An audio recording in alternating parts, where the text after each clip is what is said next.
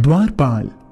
राजाओं के राजा, महाराजाओं के महाराज पधार रहे हैं। राज दरबार में आकर सिंहासन पर बैठते हैं। महाराज।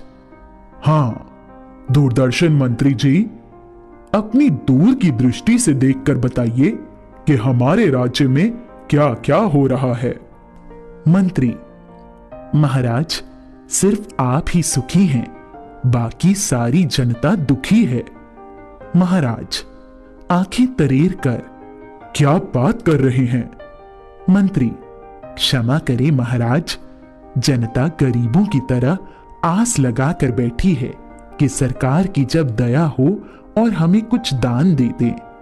महाराज, ये लेन देन की बातें बाद में होंगी, पहले यह बताइए कि प्रजा दुखी क्यों है, उनकी परेशानी का कारण क्या है? मंत्री।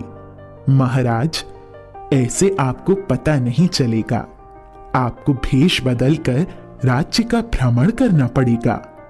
महाराज। ठीक है, चलिए, जनता हमारी है, हम उसके राजा हैं, हमें हर हाल में उनका हाल जानना चाहिए। राजा भेष बदलकर गांव में जाता है। एक ग्रामीण पानी भरकर नहा रहा है। राजा और मंत्री उसके समीप पहुंचते हैं। मंत्री। ओ भैया, अरे ओ भैया, 2-3 बार पुकारते हैं। आदमी अनसुना करता है। मंत्री। महाराज, लगता है कम सुनता है। महाराज। तो तेज बोलिए ना। मंत्री। भाई, तुम नल बंद करके क्यों नहीं नहाते? बेकार में पानी बहाए जा रहे हो। ग्रामीण। पानी क्या तुम्हारे बाप का है? चल अपना काम कर। महाराज अपने गुस्से पर काबू करते हुए। अरे, गलती भी कर रहे हो और सीना जोरी भी, इसी को कहते हैं उल्टा चोर कोतवाल को डांटे। ग्रामीण। अरे, कौन चोर और कौन कोतवाल? पानी तो धरती मैया दे रही है ना, फिर तुम दोनों के पेट में दर्द क्यों हो रहा है? मंत्री। हम तो तुम्हारे भले के लिए समझा रहे हैं।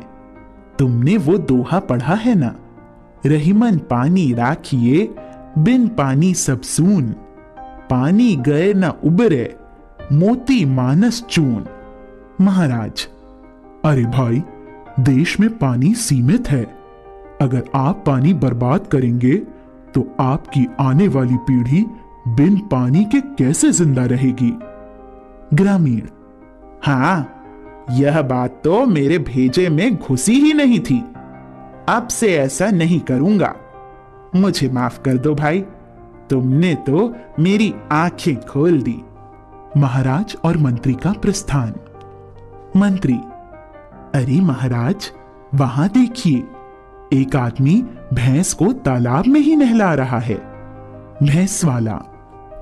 ठंडे ठंडे पानी से मेरी भैंस नहाएगी, नहा धो करके ये तो गोरी हो जाएगी। मंत्री। अरे भैया, ये क्या कर रहे हो? भैंस वाला। दिखता नहीं, अपनी भैंस को नहला नहला कर गोरी कर रहा हूं। महाराज। नहाने से भला गोरी कैसे होगी? भैंस वाला। फिर कैसे होगी? महाराज। फेयरनेस क्रीम लगा दो, 7 दिन में गोरी हो जाएगी। भैंस वाला। आप तो मजाक कर रहे हैं। मंत्री। मजाक? मजाक तो आप अपने और लोगों के जीवन के साथ कर रहे हैं। भैंस वाला। वो कैसे? महाराज। वो ऐसे कि ये साफ पानी है और आप इसे गंदा कर रहे हैं। आपको पता है, यहां भैंसों को नहलाने से और कपड़े धोने से पानी दूषित हो जाता है। उसी वक्त एक महिला वहां आकर पानी भरने लगती है। मंत्री। बहन जी, आप ये क्या कर रही हैं? यहां से पानी भर रही हैं, ये पानी तो दूषित है। महिला। अब क्या करें भैया, कुएं पर जाने से डर लगता है, क्योंकि कुएं में जगत बना नहीं है, इसलिए यहां तलैया से पानी भर लेते हैं। महाराज, यह तो बहुत बुरी बात है। कुएं के चारों तरफ दीवार होनी चाहिए, नहीं तो खतरा हो सकता है। मंत्री, हाँ महाराज, आपने अखबार में पढ़ा नहीं? अभी कुछ दिनों पहले हरियाणा में कुएं में दीवार नहीं होने के कारण बबलू नाम का एक बच्चा उसमें गिर गया था। गांव वालों ने किस्मत से उसे निकालकर बचा लिया था।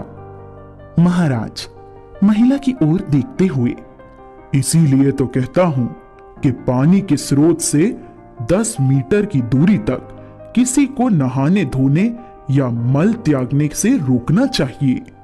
महिला, धन्यवाद भैया, आज के बाद मैं भी दीवार वाले कुएं से या हैंडपंप से ही पानी भरा करूंगी। महिला चली जाती है।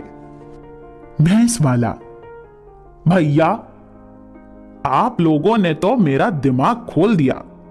भैंसों के साथ रहते रहते मैं भी इनके जैसा बेअक्ल हो गया था। आप दोनों का बहुत बहुत धन्यवाद। भैंस वाले का प्रस्थान। मंत्री, देखा महाराज, जनता कितनी दुखी और नासमझ है। महाराज, मंत्री जी, आज से हम अपनी जनता को समझने का उपाय करेंगे। जहां जहां पानी के स्रोत हैं, वहां पर जानकारी के बोर्ड लगवाएंगे। चित्रों द्वारा समझाने वाले बोर्ड भी लगवाएंगे, ताकि जनता आसानी से समझ जाए। वे जान जाएंगे कि पीने का पानी अलग से भरना है तथा जानवरों को अलग से पानी पिलाना है। इससे पानी दूषित ना हो पाएगा। मंत्री, बहुत खूब महाराज, फिर तो जनता भी समझदार हो जाएगी। वह दूषित पानी की समस्या से मुक्त हो जाएगी। महाराज, हाँ, जनता जागरूक हो जाए तो वह अपने आप को स्वच्छ बनाएगी। मंत्री, हाँ हाँ, गांव गांव में स्वच्छता की लहर दौड़ जाएगी। हम उनके साथ मिलकर गाएंगे। स्वच्छ माहौल बनाना है, सबको अब चेताना है। देश के कोने कोने को अब खुशहाल बनाना है। दोनों का प्रस्थान।